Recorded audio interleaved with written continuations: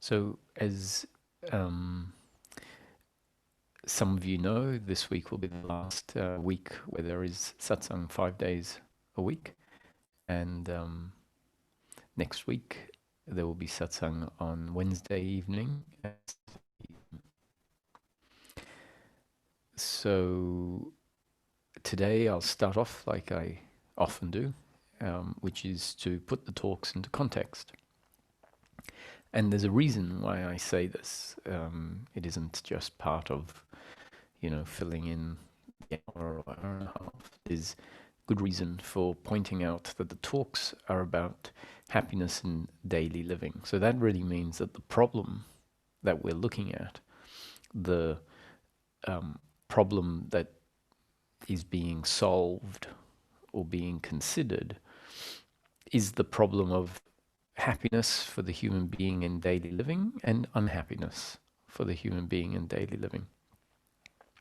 So that's what it means when I say that the topic of the talks is something very specific. It's really to put everything in context to that subject, the subject of happiness in daily living.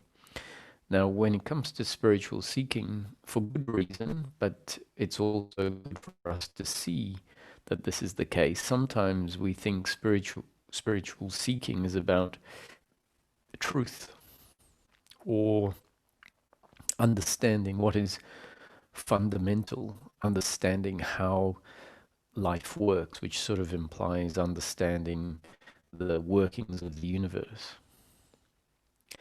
And there's reason for that being introduced as in some teachings or some phases of seeking as what it's all about. What it does is it moves focus from one thing to another, and in a way, by doing that, it creates a juxtaposition. It creates a contrast between that which is described as truth or reality and that which is described as ignorance or illusion or the unreal. So by saying it's all about the real, it's all about truth, by default there is a defining of what the truth is, let's say. So the teachings will have statements about truth, for example, that which doesn't change, that which is not relative, that the absolute, what we are. So what we are is defined as truth. Now these are all concepts, all teachings, everything that's been said in life is a concept. Anything that's ever been written down is a concept, no matter how spiritual it sounds, like you are the Son of God, or what you are is awareness, formless awareness or consciousness. All of these things can sound like absolute statements of fact and truth. In reality, when we look at them objectively, we find that they are concepts, and every concept has an equal and opposite concept. So if someone says God is real, someone else can say God doesn't exist. So there is always an opposite concept to any concept. What you are is absolute. It's a concept. Someone else can say what you are is relative. It's important for us to understand concepts because it starts to create distinctions between layers or levels that often get bonded together. And when things get bonded together, nuances that would exist, that we would be conscious of when there is a recognition of two different layers, get lost. Those nuances get lost when, let's say, two layers are seen as one layer. So one of the nuances that I'm speaking about here is the concept of something, the idea about it. It's a set of words which are really a set of thoughts put together in a cohesive manner to create a sentence. that describes something. There is the description, the belief, the thought, the opinion, and then there is the thing itself. And we often mistake the concept, the thought about something, as being the same as the thing. And so when we hear someone's concept, we think they're telling us about the thing.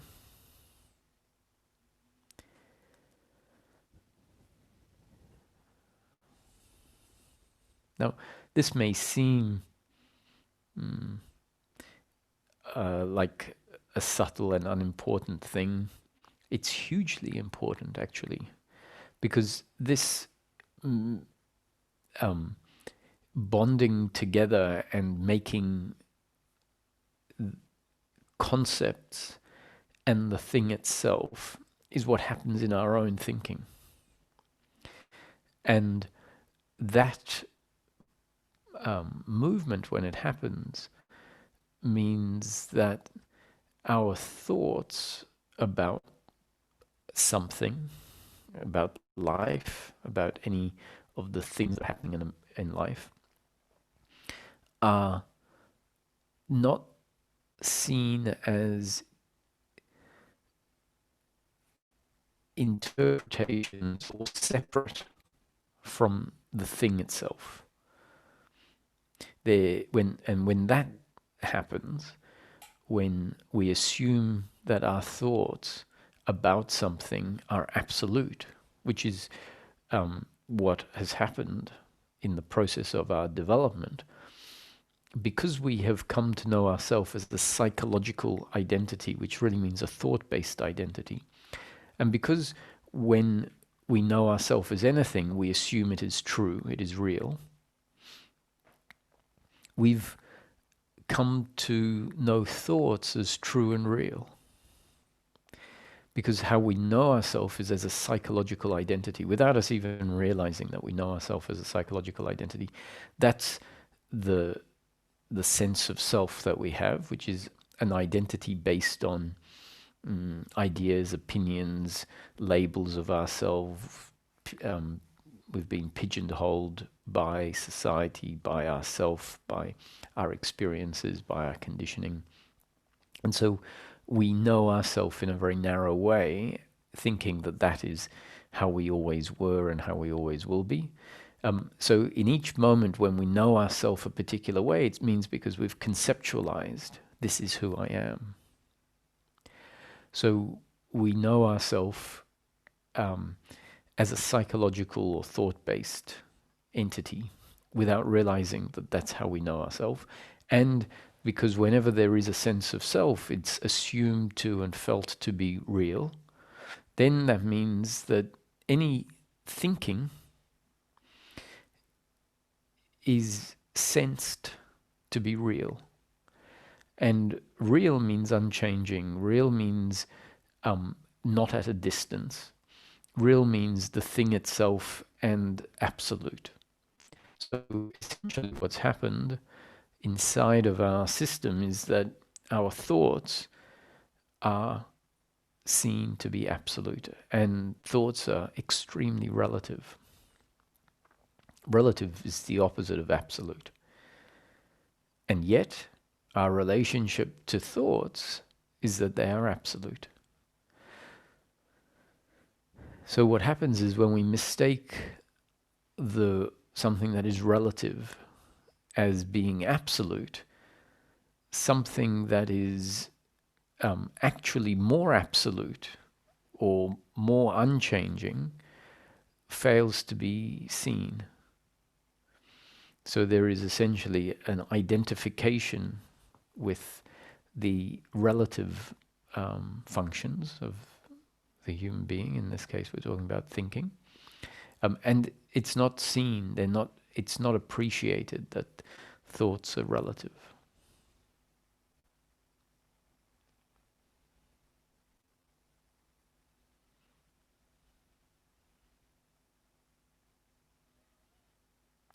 And if this gets seen, it's a game changer. So that means our interpretation of life is always a concept, is always relative. And there are two things. There's life and then our interpretation of it. And the interpretation that there's interpretations of life on different levels or different functions. So let's look at just the thinking. If we start, thinking is a story about what is, then we're separating what is and our story about what is.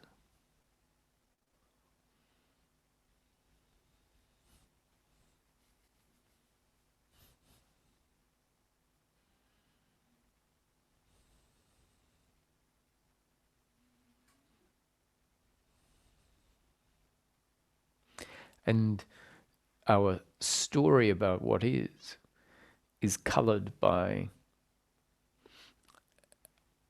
our sense of self. And the truth is that our sense of self is quite misguided, as it tends to be developed by the process of growing in life. A very conditioned sense of self gets formed, a sense of self that is prone to interpreting life through a very narrow lens. And yet, when life is interpreted through that narrow lens, what is felt is felt as if it is accurate and real. So, in other words, it is not apparent that we are interpreting life through a very narrow lens.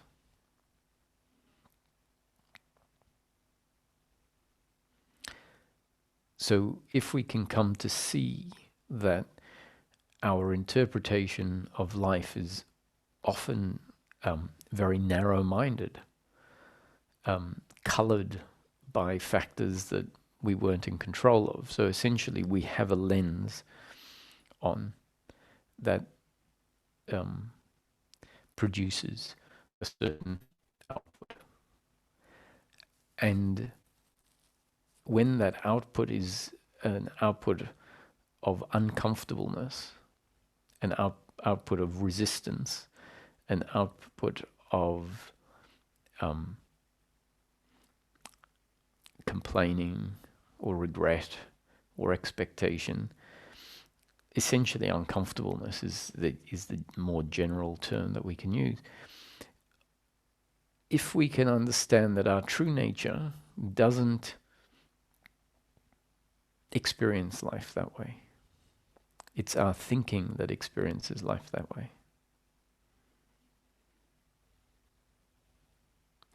So with the notion that thinking is very relative, it's not seen as relative to start off with. We might get given the hint that says our true nature doesn't feel uncomfortable. Only our false sense of self that sees life through a certain filter, a filter of uncomfortableness, feels uncomfortable. And that is very relative. That is an interpretation of what is, that is off the mark. And hopefully we also have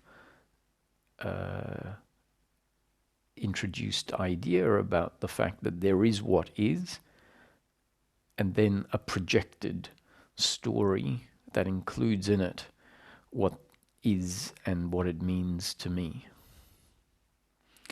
So as we use these hints, we may start to see a layer of our experience of life, which is this layer of thinking, and start to see it as not the same as the situation itself, not the same thing as life.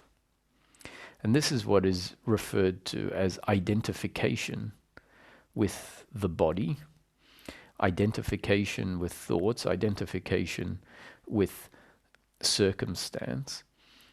So essentially this sense of self, which is a thought-based sense of self, is when it's not seen as a layer, then it is experienced as being life itself, which means effectively the sense of self and life have become bonded together as one thing, which is why it's called identification.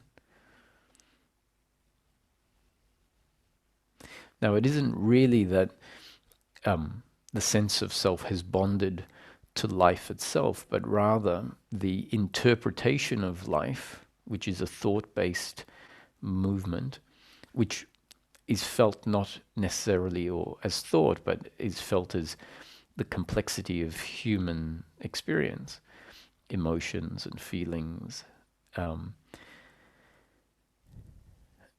That is covering up an appreciation of a life that just is.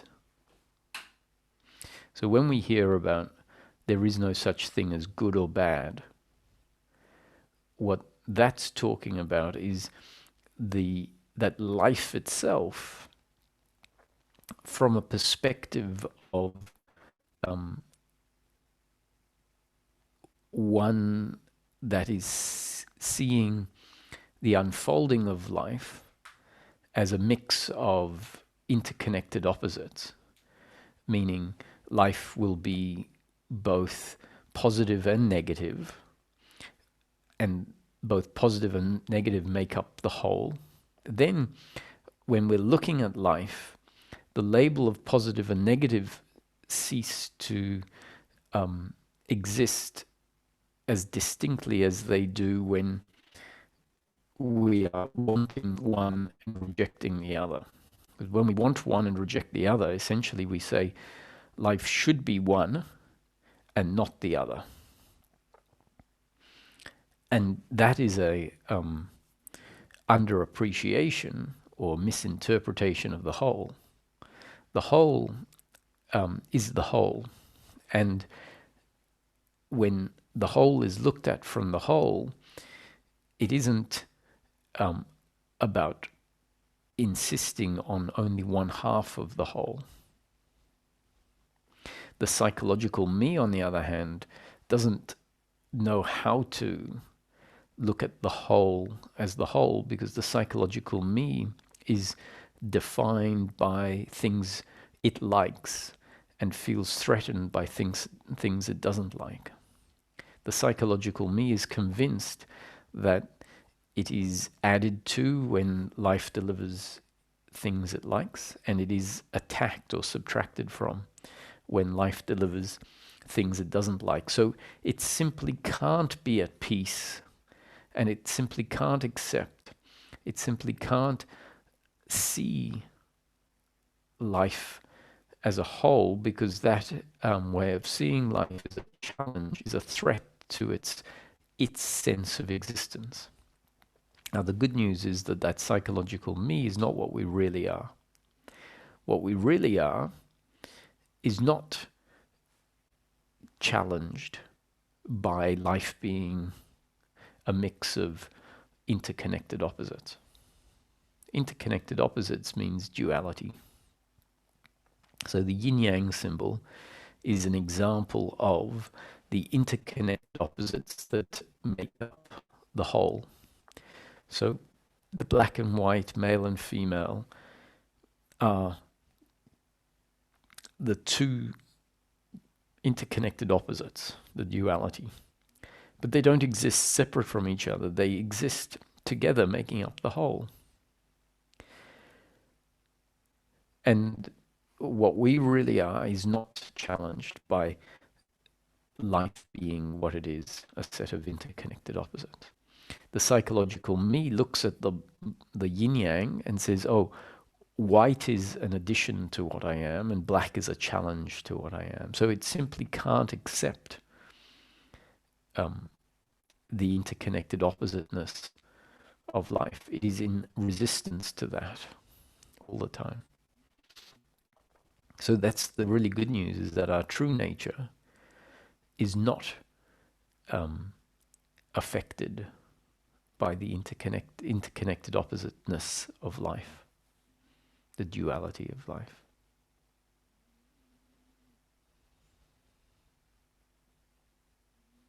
The psychological me is, and that psychological me is active whenever there is this projecting or interpreting life through the thinking mind, through thoughts, which is why it's so important for us to hear about the fact that we are continually judging, labeling, commenting on what is happening, on whether it is good enough, not good enough, whether it should be this way, shouldn't be that way, whether we should have acted that way or we shouldn't have, what will happen in the future.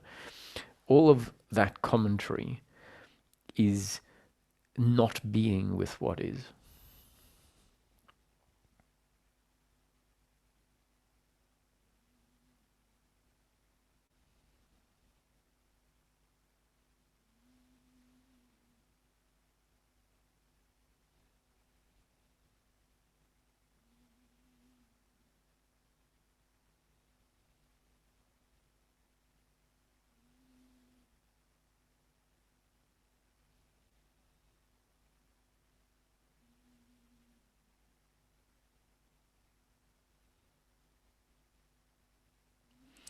And it's only once we see this layer of thinking and register it, so awareness becomes aware of the fact that there is a commentary about what is. Can there be maybe a dropping out of that for a moment? And in the dropping out of the commentary, we fall into what is referred to the gap in between the thoughts. So when we hear this, look for the gap in between the thoughts, it's really trying to highlight the fact that there is this incessant thinking that covers up what is, which is our interpretation of the world. And I'll repeat it again, we have no idea, generally speaking, that our interpretation of what is not what is. So living in the head is, this is what it's referring to, is when we live in the head, it means that we haven't recognized, we haven't been given a glimpse that there is another way of experiencing life. So dropping into the heart is the imagery or the terminology used for the dropping out of our interpretation of what is. And maybe for the first time, realizing the silence and the oneness with what is when the psychological me stops.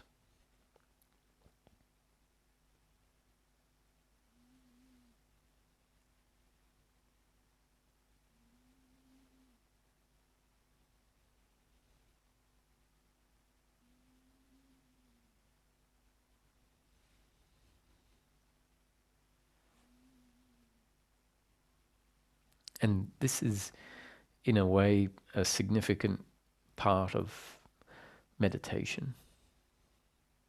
Now, I won't say this is meditation per se, because sometimes we might sit for meditation and a dropping into the heart or dropping into silence doesn't happen. Whereas I say it's a significant component of meditation is that when that does happen, then we get to experience meditation free of the psychological self.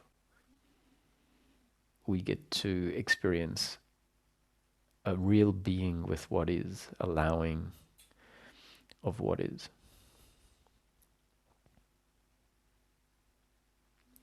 And that tends to require us to have a glimpse of the fact that even when we're not commenting on life, life is, life exists. And that might sound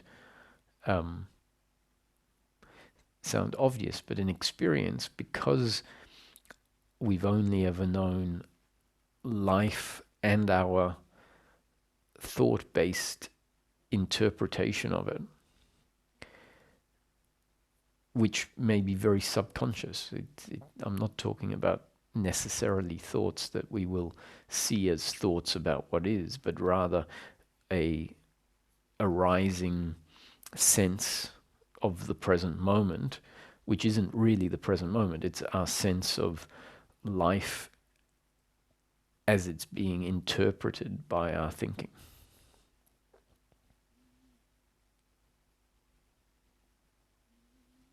And because we've only known that experience of life,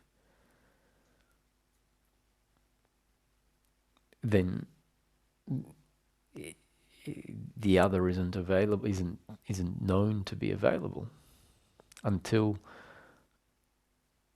one day it just becomes obvious that even when there isn't a commentary about good or bad, right or wrong, this should or this shouldn't be, in that moment, when there's a stillness, we realize, oh, so life still will be, even if I'm not labeling it.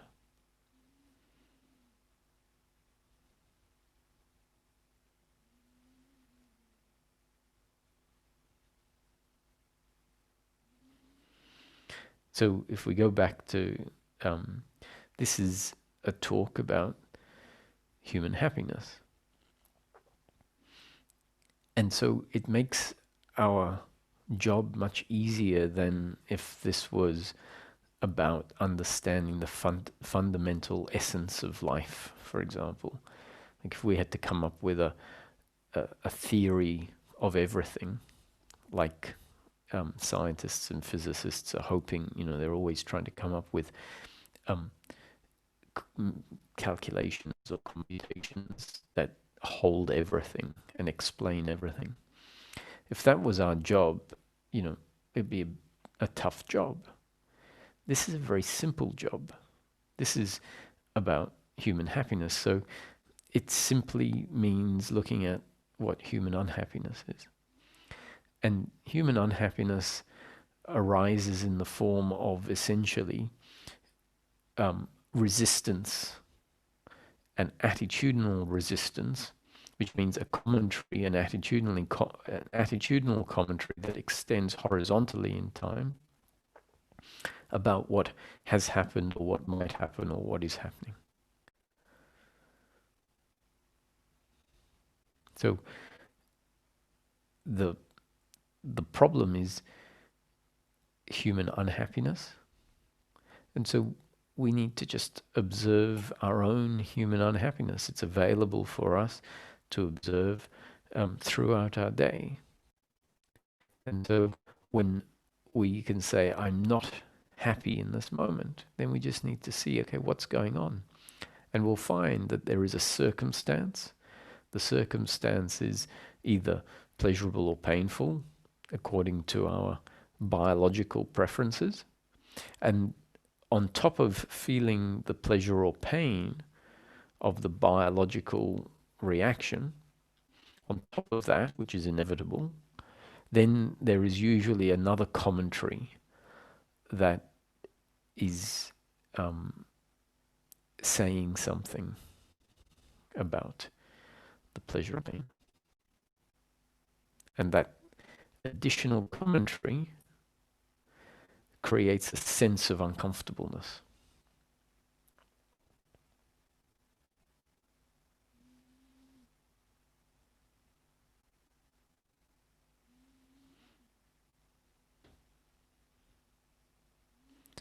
And so if we see this commentary and remember that actually life is, and maybe find this place to drop into, which,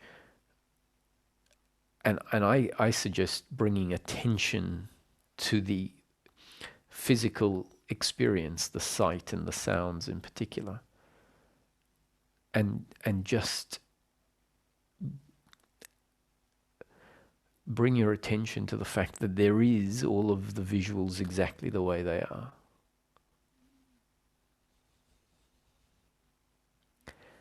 And that may have the effect of bringing you into the present moment, where the story about what has happened for a moment drops away.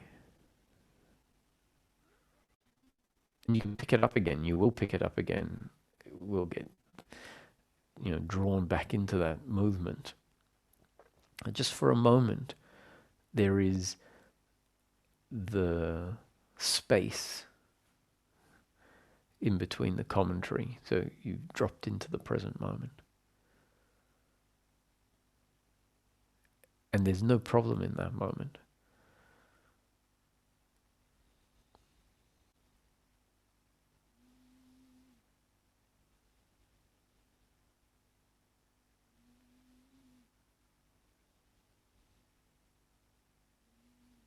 So that means our attachment to what has happened, which really means our psychological insistence that life should only be pleasure, pleasure, pleasure, and something happened that wasn't pleasure. And so we're basically saying it shouldn't have been like that. It needed to be pleasure, pleasure, pleasure. In that moment, that attachment has fallen away. So involvement in what has happened falls away, and there's peace.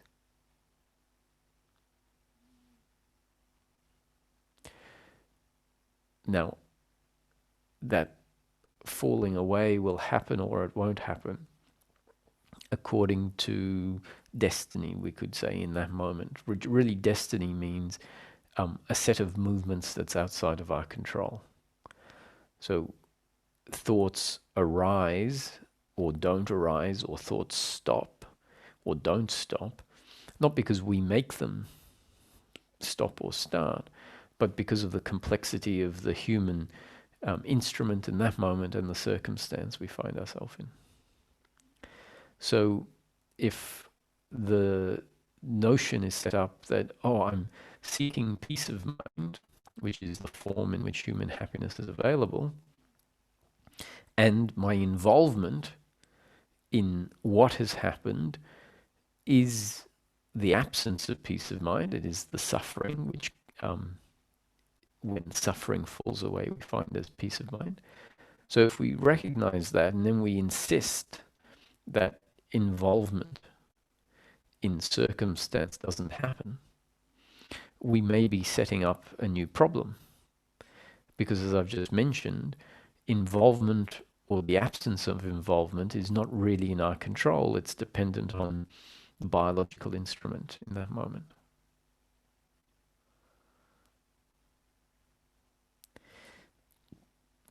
And so we might realize that an insistence on involvement in circumstance not happening may cause a problem when it inevitably happens from time to time. The insistence that it doesn't is involvement in the involvement. So that's a secondary layer of suffering. So first we're involved in the situation. This shouldn't have happened that way. And then we say, but my peace of mind is disturbed when I'm involved in the situation, so let me stop. And let's say the stopping doesn't happen because, as I said, that's that movement of thought is a result of our makeup, which we're not in control of. And so if that involvement happens and then we say this shouldn't be happening, now we're involved in the involvement. And so if we recognize that, maybe the involvement in the involvement falls away in that moment. Because there's a recognition, oh, involvement is happening. What to do? I can either resist it, which is another layer of involvement on top of the primary involvement, or the movement of not resisting it might happen, which is simply, once again, destiny unfolding.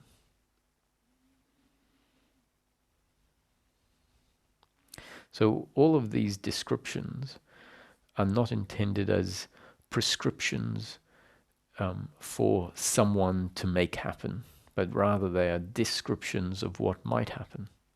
So you might find the situation I described happens, the involvement in the involvement might happen, and then the thought says, resisting the primary involvement is just more suffering. Stop. And a stopping might happen. So the descriptions here are not a prescription that you need to make happen, but rather a description of a sequence of events and thoughts and recognitions of involvement, etc., and a falling away of one or both of the layers of involvement. So the primary involvement is your attitude towards the circumstance, and the secondary involvement is your attitude towards the attitude, which is the attitude towards the circumstance.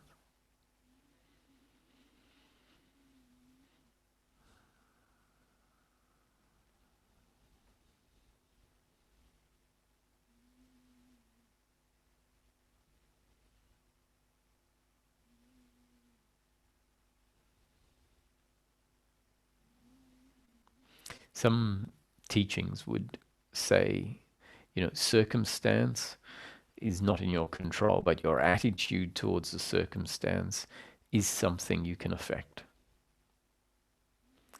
And the reason that that's said is because it then creates a movement that from time to time seems like, oh yes, I am changing my attitude. In those moments when the attitude of involvement falls away, it seems like I made it fall away, because the thought would arise that says, getting involved is futile. And so from a more purist point of view, we'd say, well, even that thought that involvement is futile arises, and the thought arises, and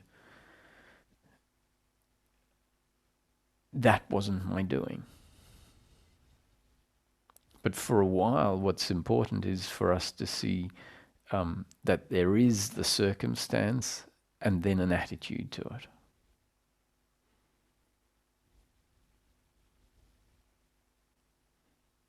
And so in order to see that initial difference, a teaching will say you can affect your attitude. Then further down the track, the teaching will say even your attitude is not in your control.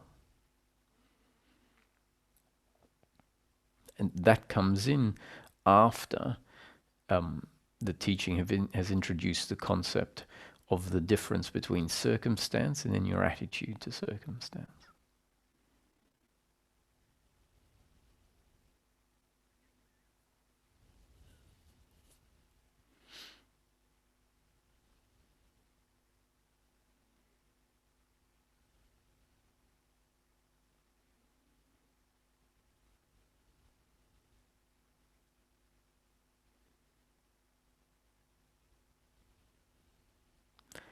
So we'll take a couple of questions.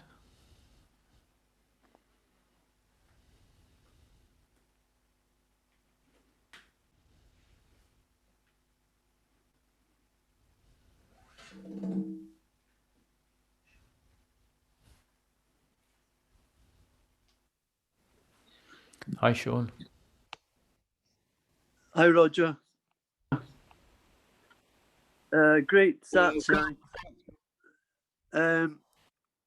Thank you. That I've never heard you speak like this before, and from the get-go, it just resonated with me so much. But I'm gonna have to watch this again because I'm kind of a little bit confused. I For the longest time I was like depressed, but then I found that place of dropping out of my the psychological head and into the like deep hole of peace. That's what it feels like. But also the mechanics of my body, I can now see. Like I can see I am not the doer, but if I my if I feel like I'm getting involved in something, I can see it and I know how my body's going to work. So it feels like I don't resist it, and it feels like I can control my attitude. That's what I was confused about, because that's the one thing that I thought I could do. But in the end of the day, like when I even out of meditation, there's a feeling of expanded awareness, and I don't know. It's like it's kind of like cognitive dissonance I've got, you know, because I've got these thoughts coming in, and I can see them. Like feels like I can see them as they're coming in. So it feels like rather okay. It's like a paradigm shift, you know. It's like before I felt like life was happening to me. Now I feel like life is happening through me, and I can see what's happening as it's happening. So it, is that right? That's Is that excellent. Yes. okay? Good. Yeah, what really good satsang. I mean, sorry. It feels different on your side. Like the two feel very different, right? One is much more freeing than the other. Oh, yeah, completely. It's a as I say, it's like a paradigm shift. Really is. It's a shift in seeing life. You know, it's seeing. It's kind of like I never thought. Oh, I'm just overwhelmed by it a little bit. But yeah, I'm gonna have to watch this back again. You It's know, very good. 'cause I Very, do have. very Sorry, on you go. Well, I was going to say it's very good to hear that. That's very great that that's happening. As far as your attitude goes, what I would say is that a change in attitude can happen, right, in any moment. That's so. The concept has come in that says it's all about your attitude, and then you see how you might have an attitude of of blame, for example, and then the attitude of blame gets cut off, and you're saying, but well, I'm I'm in control of my attitude, and it's being cut off. And what I'm saying is, yes, a change of attitude can and does happen. But even that change in attitude can be viewed from that paradigm shift you're talking about, which is, oh, even that is just happening. Yes, but that So feels like the absolute. That feels like, yeah, yeah, well, it's you see, the thing is that it doesn't even need to be um, an experience. Like, so if often we're wanting an experience of seeing everything as a happening, including a change in attitude. yeah, Um, and if we're experientially wanting to see the change in attitude as a happening, then experientially we sort of feel very disconnected from being the person, yeah. very disconnected from being That's human. exactly, yeah, And that's reasonable for a period of time, but after a while, it becomes apparent that that's probably not integrated living, right? yeah, So we need to come back into um, sort of being more connected to the body and being the person. And then experientially, it feels like I'm, I'm doing certain things. However, deep down, it's known that, but even those things that feel like they're my doing, they are happening because of the complexity of the system, the body but with. that's what I was trying to say. It I am aware of what's happening as it's happening, and it's almost like I know this sounds a bit crazy, but I'm aware of my genetic makeup now, and it's almost like I can see it happening while it's happening. So it feels like, kind of feels like I'm controlling it, but I'm not. You know, Yeah, it's yeah. a little confusing, So but even it's, if yeah, when sorry. you become aware of your particular makeup, so you know you're going to get frustrated, let's say, with something because Yeah, that's just the way you are. And so you know when the frustration arises, you know it's not your doing because that's a result of your genetic makeup. yeah, Um, and so even though it feels like you're the one getting frustrated, you know that that is a happening according to your genetic structure. yes, yes, Um, and in the same way, even your the thought, let me change my attitude, or maybe I can just, you know, blaming is pointless. That thought, even that thought, is a result of your genetic, um, genetics. Not in the same way as you're. So you're looking at the genetics as, you know, you might lose focus from time to time, and you say, oh well, you know, that just happened because it's my genetics. But even the more fundamental process of just a thought arising, if you look at that as your genetics as well, that's a what I'm thought, talking. Yeah, yes, so then you that. can see even the Sorry, change of. Go on. no. So I was just saying, um, it's even deep. It's deeper than that. You see, it's even like the thought that comes in. I can be like, just now is a very challenging time for me. I won't go into the personal story, but I was speaking with my brother, and I could see my words were. I could see that me speaking, and then I was able to well, it feels like I was able to cut it off, but it's just an awareness now that um, certain behaviors, old behaviors, are coming to the surface, and they're getting cut off. Is Mhm. is that right? Yeah, but so even the cutting off is the equivalent of an old behavior. It is it's not an old behavior, but the cutting off is a behavior too, let's say, a functioning.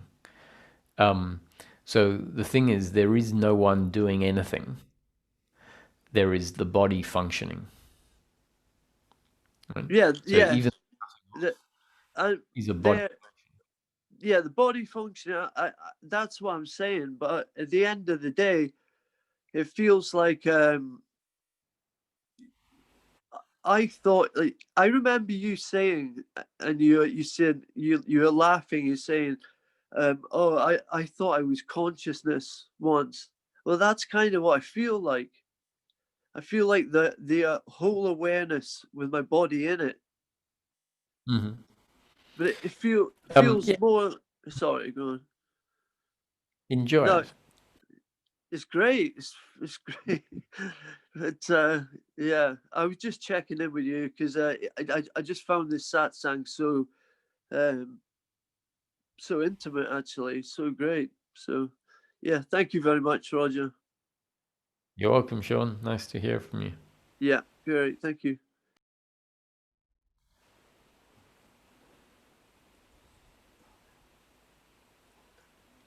Hi, Holger. Thank you, Roger. I just You're wanted welcome. to express my gratitude and what a gift your satsangs are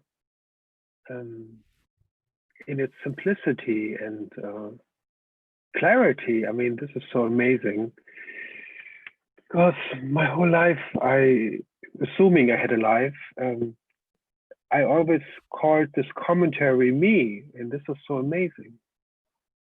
How trapped? What a trap in. Yeah, I don't have words for this. It's just gratitude, and there sometimes fear comes up in the system, but this is seen. And then in the beginning of the satsang, I felt very tired. I even didn't want to. Just wanted to lie down on the sofa, but I kind of forced myself to sit in front of the computer, and it was really good. So there is a sense of doership, like I didn't follow my habit of just lying down. And anyway, just wanted to share this. Maybe you have an idea about this. Yes, I want to say something about the where you say there is a sense of doership, right? Because what's happening is in this context, there's a mixing up of effort, doership, and effort doesn't mean doership. So if I decide to go for a 12-kilometer run, or if I decide to climb up a mountain one morning, that doesn't imply doership. Doership is the attitude that says, oh, I decided to go for a run and I was the one that made myself finish. Whereas the doership is there if we believe I decided to go for a run and I made myself, finish and get up at a certain period of time. And it's the attitude of non-doership when I feel, yes, I'm going to go for a run, and maybe I might not even really feel like it, but the thought says, come on, you do it, and it will feel good when you've done it. And all of that happens, and my attitude is all of those movements that got me to run or didn't get me to run, whatever the case may be. So whatever happens in life, I see none of that was my doing. It was all a happening. So it was destined for the alarm to go off. It was destined for me to register that the alarm was going off. It was destined for me to have a thought that says, oh, I really don't feel like going for a run. And then it was destined for another thought to arise that says, go on, do it, you'll feel good. And then it was destined for the body to have the physical movement of getting out of the bed. And so the same with you getting in front of the computer. It was destined for there was to be the feeling of tiredness. and it was destined for there to be the thought that says, no, push through the tiredness. You know, there's something interesting here. And so the attitude of non-doership simply sees all of that as a happening, or as destiny unfolding, as not your doing, but rather what happened. And so that means that there could be great effort or great activity, and still the attitude of non-doership can coexist with pushing yourself. But there was always so much effort in me, the commentary to survive my ideas and to resist and to there was lots of pain in the body physically, and so there was lots of effort. And yeah, thank you for your pointer. I just have to maybe digest it. And otherwise, it's just so beautiful to see you and to listen to you. And I love your, you have such beautiful concepts, like little pieces of art. Well, they're Ramesh's by and large. Yeah, but they belong to life. I mean, it's just not even Ramesh. It's just life itself discovering itself. I just thank you for your generosity and your patience and to your creativity in always finding a different angle to make it more clear. Thank you. Thank you, Holger. So who in the past, what did you say? You put a lot of effort, like from shoulds and shouldn'ts, I guess. Who did that? It just happened. Exactly. So, you know, there never was a doer, even when the belief in doership was there. There really wasn't a doer. There was the belief in doership, which was contained in the thoughts that were just happening. So there never has been someone that is the doer. There were just thoughts arising that created the impression of a doer. So even in the past, when you were, struggling and feeling much more restricted and limited, that definitely wasn't your doing. You know, that was destiny unfolding in that way. Thank you, Roger.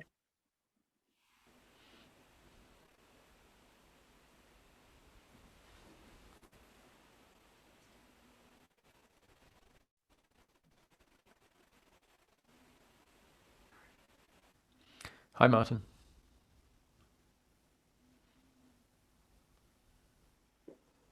Hi, Roger. Hi, Martin. Hi there. Wow. I like I think, was it Scott who asked the first questions? Sean. Sorry?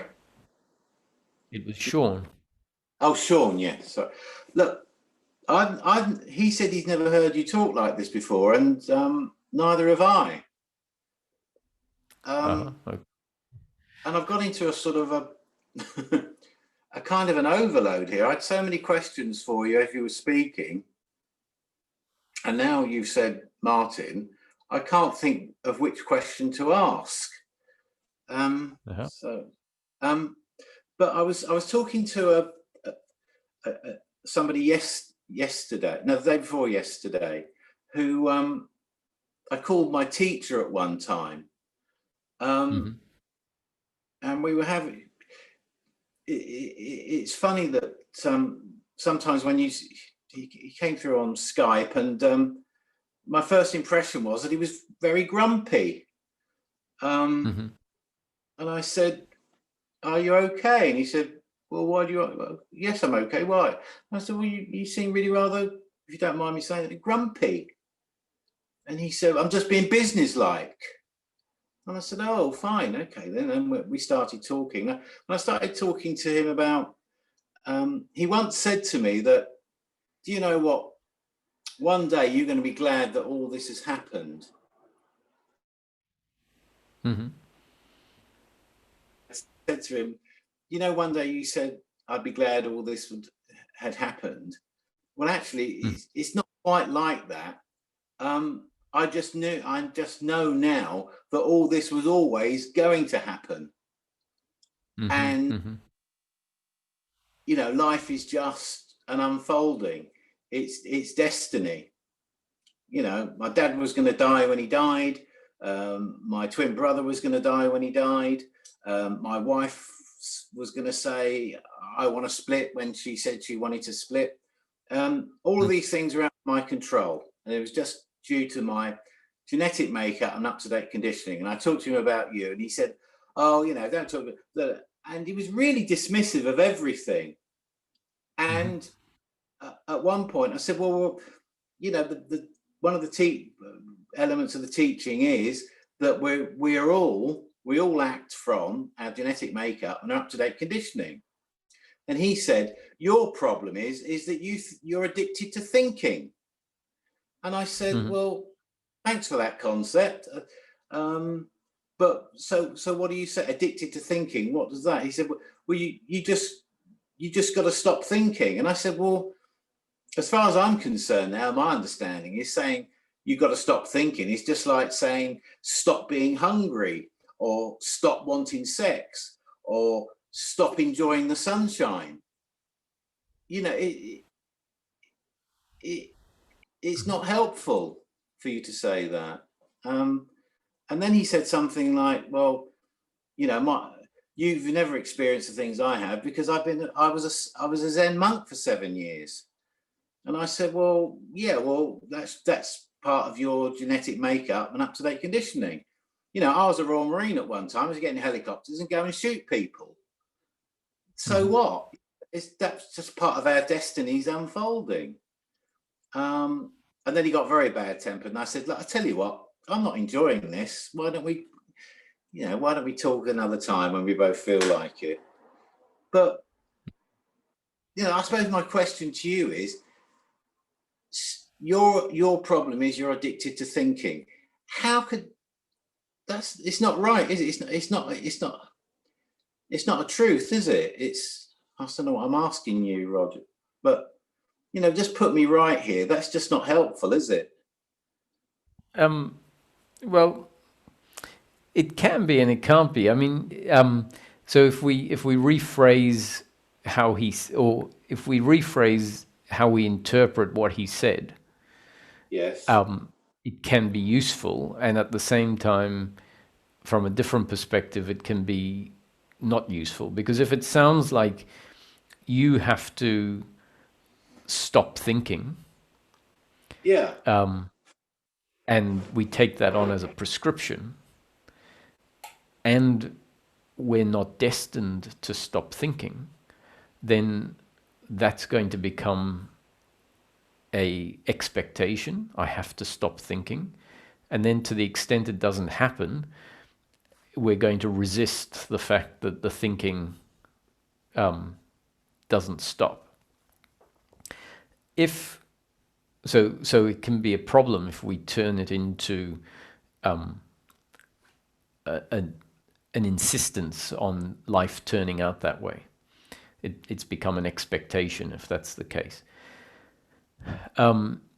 If we look at it from the perspective that it's only the thinking mind that is the problem, and thinking of functional sorts is not problematic, then the statement that says you have to stop thinking is actually not completely accurate, because thinking doesn't stop in life.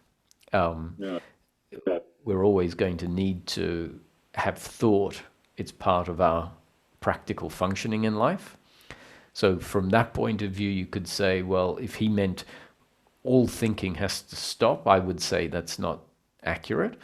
And then if we look at him, what he's saying is, I'm not telling you that, I'm not saying that this is what you have to do, but it's just a description that thinking that happens of a certain type is our uncomfortableness, and it makes life seem like a problem.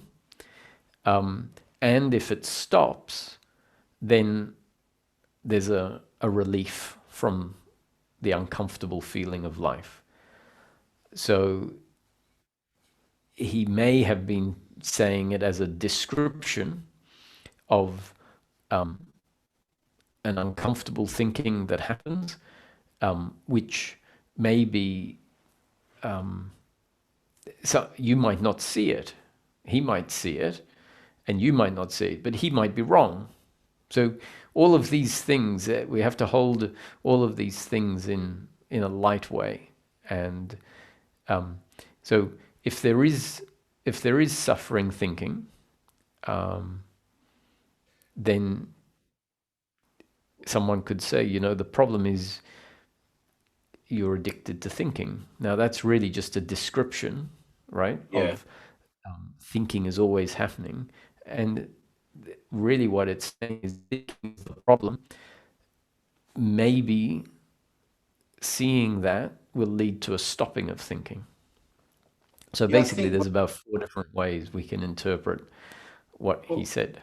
Some of them are useful and some of them aren't useful. So I guess it comes back to you. What do you think about your thinking? Well, I think what you said something, I've just recalled now, about an attachment to your thoughts or attachment to thoughts. And then later on you said you can drop out of that. You can drop out of that and into peacefulness. Just observe it. You know, don't invest in it, sort of thing. Yes. And then afterward, none of these things are prescriptions of something that you have to make happen, but rather they're descriptions of what might happen. So when it says, go on. I think that's great. When you see, when you talk to me, when you were saying, these are not prescriptions, they're just concepts that you might find helpful. Whereas it just seems to me, Roger, the realization is I've spent all my life with other people trying to regulate me. You need to do this, you don't need to do that. Stop doing this, start doing that. Stop laying around, start making some effort. As though I was always in the wrong. It's quite extreme. I was out and about yesterday. I was in this wonderful seaside town in a lovely cafe with the people who work there are fantastic. They're all volunteers. And I was surrounded by people who were complaining and finding fault with reality. They wanted things to be some other way. And it was almost a hell. It was almost a hell. Because I was quite happy sat there eating my cream tea and my cup of Earl Grey tea. I am dealing with the lovely people who work there. All right, they were fucking things up a bit or whatever, but they're volunteers and it's cheap in there and the quality is good. So for me, everything was okay. Sorry a bit, but it just seems to me that life or circumstances can be an absolute onslaught upon who I am, my authentic self as I am. It was quite a big realization, and your talk today just, I don't know, somehow brought all that stuff up. So I can't ever thank you enough, Roger, really. Oh, you're very welcome, Martin. I enjoy sitting here. So it's nice. Yeah, you do practice what you preach. Not that you're you know what I mean? I don't mean that in the wrong. But this, this connected, this peace of mind in daily living, this happiness, You know, you personify it. And as opposed to my former teacher, as I called him, who's just so irascible. He's just, I think you said it, you know, let it be.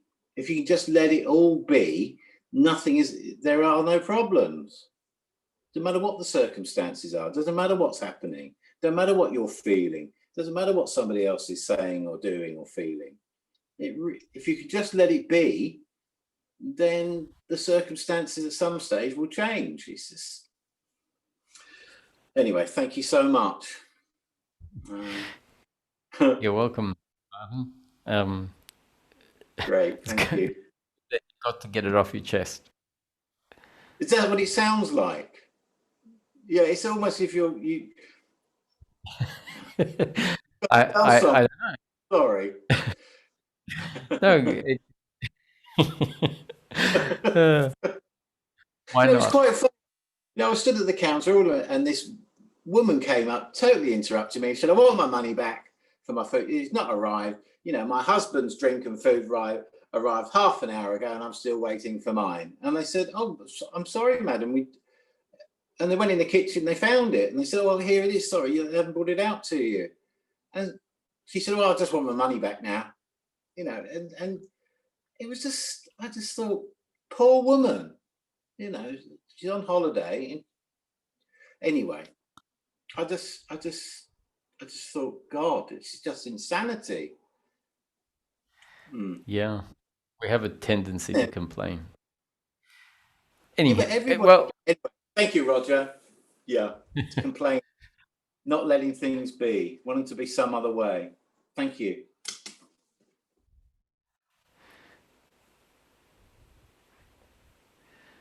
Hello, Frank.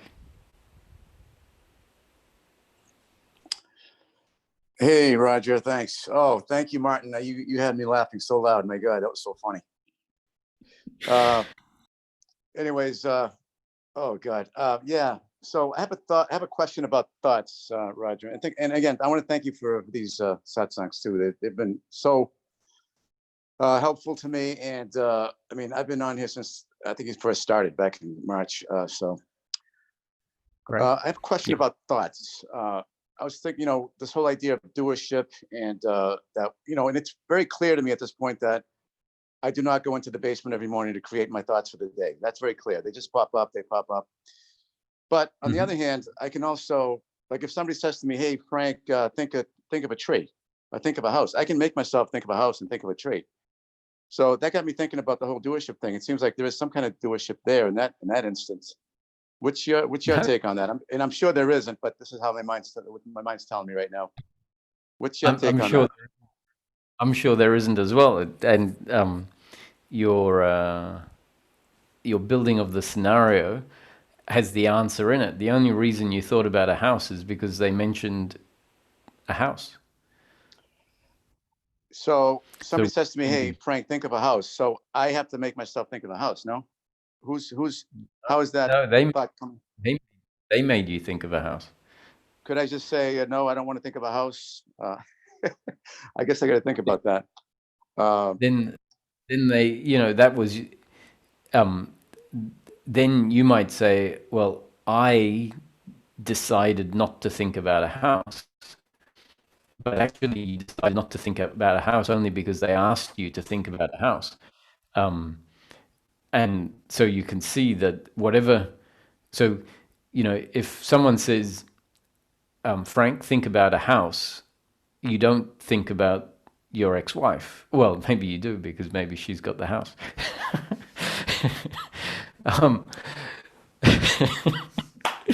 Today's comedy night. Sorry. So if someone says, "Frank, think about a house," you don't think about ice cream. So the fact that you think about a house, which seems like it's, oh, I had to, you know, there is doership because I thought about a house. When we look at it, it's inspired by the question, which is the circumstance. So we find ourselves in a circumstance, and we react to the circumstance. So the circumstance in this example is someone asking you to think about a house. as opposed to think about an ice cream. And then thinking about a house happens, or your insistence on not thinking about a house happens. So if you think about it, worth looking at it, you'll see that what happens, which you think is your doing, is actually a result of the circumstance that came before. So there is this personal investigation. Ramesh said, if you really want a practice, then there's the practice he described as personal investigation of your own. And so he said, at the end of the day or at any time, sit quietly, turn off your phone. He said you can have a coffee or a beer or a sherry. You don't have to sit in any position. And take one event from the day. You say, all the others I'm not sure of, but this I'm sure was my doing. And then investigate it, and you'll find that that event that you are sure was your doing was a result of something that you saw, smelt, taste, heard, or touched in the environment that you weren't in control of. You weren't in control of what you saw, what you heard, what you tasted, what you touched. And that input created a response in your body or a reaction in your body, which was, let's say, a subsequent thought. And then that subsequent thought, which is a result of something you saw, tasted, smelt, touched, or heard, that thought may lead to an action. And so when you trace the action that you're sure is your doing back, you see that it is a series of chain reactions based on factors you had no control over, based on the circumstance that you had no control over, and based on your genes and up-to-date conditioning that you had no control over. So in your example, when we do the personal investigation of your own, you see you weren't in control of the person being there, and you weren't in control of what question they asked you. And because they asked you a question, that question was heard, and then there is a response in your body. And that response may be a thought that says, okay, I'll think about a house. And then an image of, I don't know, a thatched house appears in your head. And we think, I thought about a thatched house. But actually, when we trace it back, we see it's a whole sequence of events that were out of your control. Yeah, that still leaves this question in my mind about, this localization of whatever it is that we are in this body. Something, so that the thought to have me think of a house came from the outside. It sort of landed somewhere in this area, right? And then the thought came up. So something still had that thought come up. Did I miss something here? And you probably just explained it, but I was kind of spacing out during part of it. So it has to land, and something has to say, okay, create this thought now, so bring up a house. That's still just no. It lands, but nothing says create this thought. It's sort of like, when you throw the ball at the dunking machine at the fair, the ball hits the trigger or the lever, and it doesn't require some entity to say, okay, now drop the man. The ball hits the lever and the man drops. Just like the question says, the question comes in, think of a house, and it doesn't require someone to say, okay, now think of a house. There is just the input and then the output because of the causality, just like the ball hitting the lever and the man falling. So it's an automatic response then, just like, it's very, it just makes you feel like there's absolutely no, like we have no control over anything at all, it seems like. There's no one home. That's what, there's no one here. Or when I say, who did that? Who thought about the house, right? you're saying, I thought about the house. You know, I had to think about the house. I had to agree to the question. And I'm like, this is the key of the who thought about the house. A body-mind organism designed to function a particular way functioned. There is no who. There is a body-mind organism designed to function in a particular way. So when a question comes in, it functions, and the output is the thought of a house. And we think there's a who that did it. And when we look at it, this is the insight. There's no one here. Everything is happening.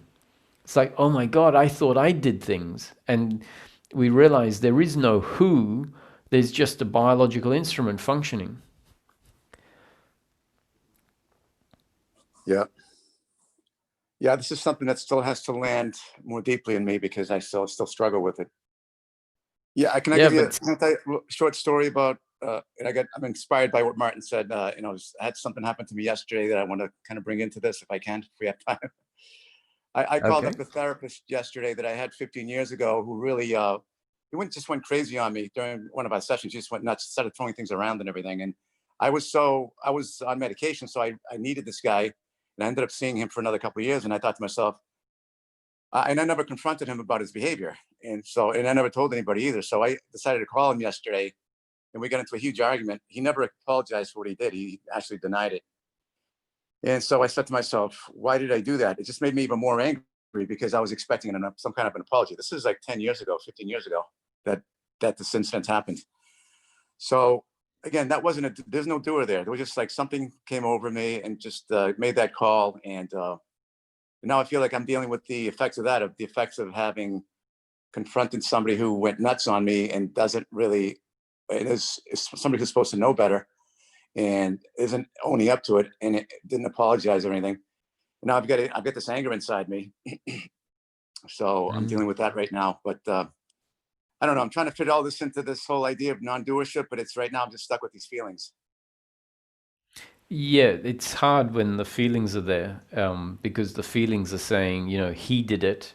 He shouldn't have done it this way. So once again, I understand when the feelings are there, it all gets clouded by the strong sense of doership. The same question is like, who denied or who started throwing things around? This who is very important. Like, who did it? And you'd say, well, he did it. The therapist did it. I say, who did it? And because we're so convinced of our own who-ness, if I get angry, I did it as me, the who, the doer. And so then if someone else throws things around, it was him, the who. And I'm saying, who is he? He is just a machine, genes and up-to-date conditioning. He couldn't have done it any other way. And then yesterday you confronted him, and the response was the response you got. And we're saying, well, he shouldn't have done it that way. He should have, well, I understand it's not ideal in terms of preference. It would have been much better from a preference point of view if he says, yes, I think about it from time to time. It was an overreaction and I'm sorry it happened. That would have been much more pleasurable, not denying that. But now the fact is it turned out this way, that's pain in the moment. And the question is, who delivered the pain? There isn't a who if we understand the concepts here of non-doership. It's saying there is simply God's will unfolding. There is a biological instrument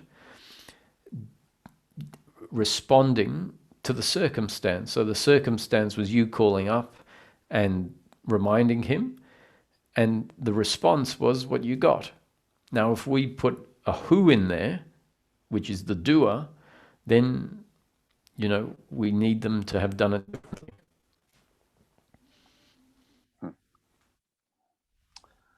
All right, I'm going to sit with that because I know that's that's where the answer lies, but I'm just not there right now. It's not sinking in. Yeah, so you might go and get really angry without any inhibition, just in a room on your own, and say all the things you feel like saying without thinking about non-doership or any of that. Like, treat him as a doer, right? As a who shouldn't have done it, and just get angry and say all the things that you'd like to say. Get it off your chest. Not at him, because that doesn't serve much of a purpose, just in a room so that you can really voice what you're feeling. And that would be very useful. Yeah, thanks, Roger. Yeah, because my I have this desire in me to call him again and go through this all again, because I feel like, oh, he got me, because he hung up on me, and I was like, oh, and I had that feeling about, guy got me again, and it's like this part of me that just wants to keep going back in and fight, going back in, go back in, and I know that's not what the answer is, because he's not going to ever apologize or own up to it. So, but yeah, that's helpful. Thanks, Raj. I don't want to turn this into a big therapy session, but thanks, I appreciate it. You're welcome. Thanks. We'll take 2 more questions. I'll try to answer them quickly.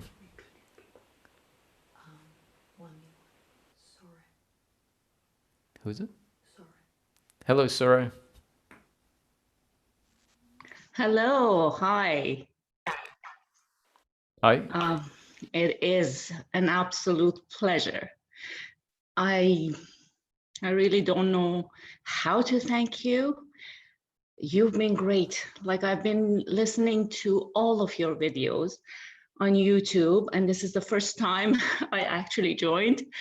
Every time I joined, it was afterwards. There were only 2 people there, so I didn't know what happened. But anyways, I just wanted to thank you.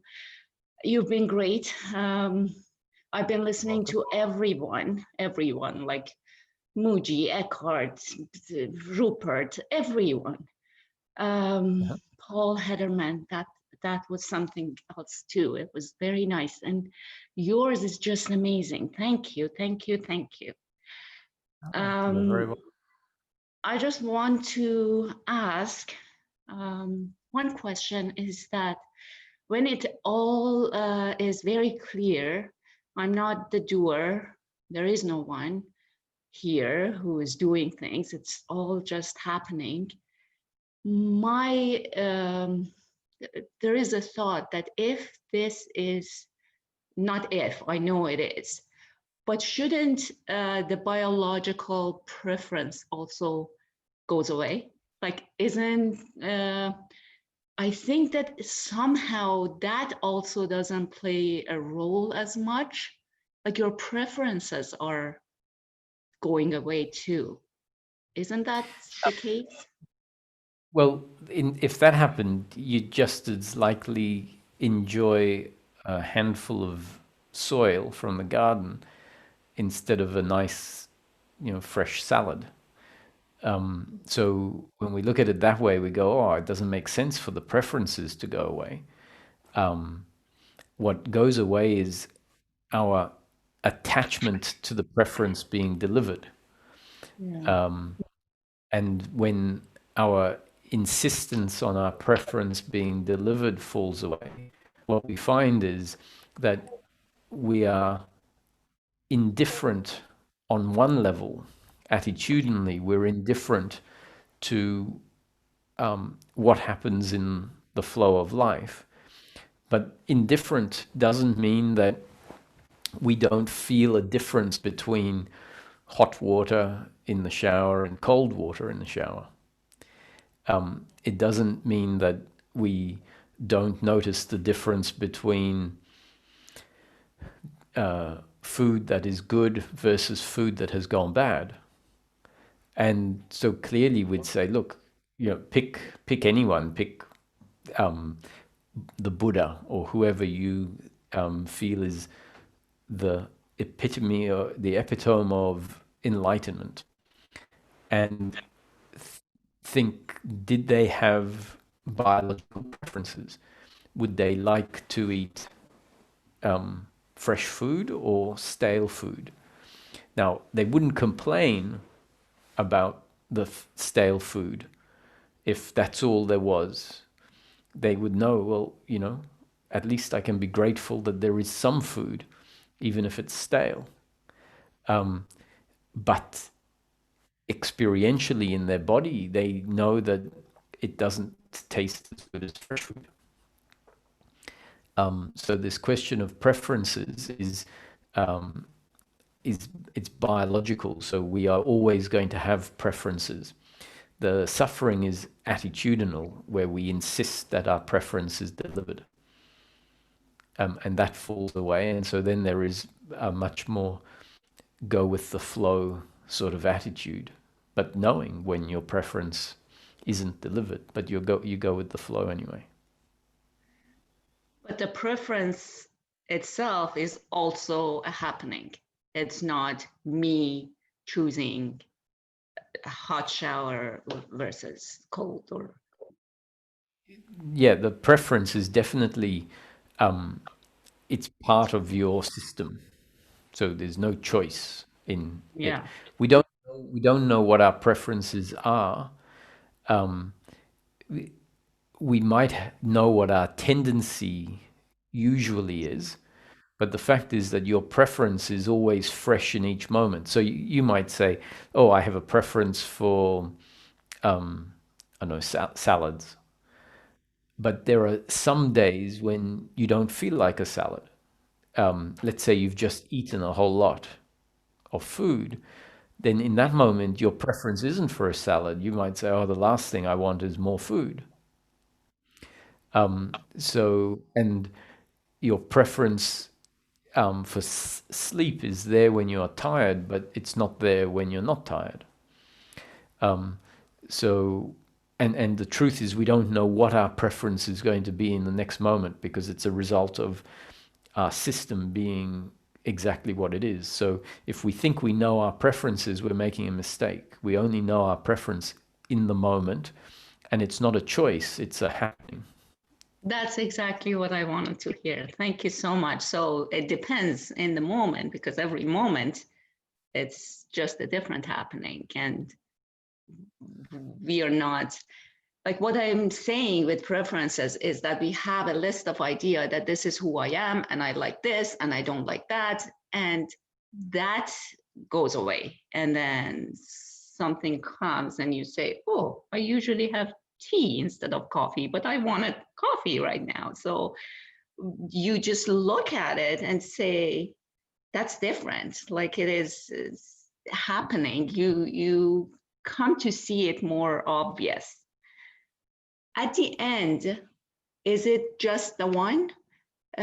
Because sometimes it is for me, like you see no one is, well, not sometimes, nowadays it's all the time. You just see life, like as you said, and thank you, like you told us how to do it, like lower your, like look at everything the way you explained, and it's just wonderful. It helps. Like sometimes at the beginning I said, what, I should really try this, and I did, and it worked, and thank you. So I see life attached to what is seeing it. You know what I mean? Is it always going to be like this? Or sometimes, well, I do see it. Sometimes I do go back to the person, to the individual. And of course, in the daily life, I have to do my work and all that. But in the background, it is always there. However, they are saying that it will be in the front and not background. And it is always going to be that. Can you just talk about that a little? The experience, you mean, of witnessing and being impersonal, feeling very impersonal and detached? Yes, that's it. Like sometimes you're witnessing from a background. That's everything is happening, and yes, Zora just answered like this, like I see myself a little bit detached, but then the experience of seeing it all like one, attached together, the witness and the happening are just as one, that happens too, where I'm not in the background watching everything happening. So I just want to know if that's always going to be like that, or what's your opinion about it? I think that a lot of these shifts in perspective and shifts in the qualitative nature of the experience, where the sense of what is watching or what we are changes, they're different states of that are available in life. And it's not that there is so often in Advaita and the top-down teachings, the witnessing is said to be not a state. It is the absence of states. It is the direct, it is freedom from states. The reason that's said is because resting in that place, which is the equivalent of allowing everything or just being with what is, where there is no labeling. So the psychological me has fallen away, and then there is a oneness with what is. And so the separation that is created by the psychological me being there, which is not really a separation, it's just, it creates the experience of separation when because the psychological me is just the arising of another layer in the overall experience. It's the arising of a layer or an object of thought. But that object has a great power on changing the qualitative nature of what is felt. So it creates this sense of me and the rest of the world, simply because of the thinking.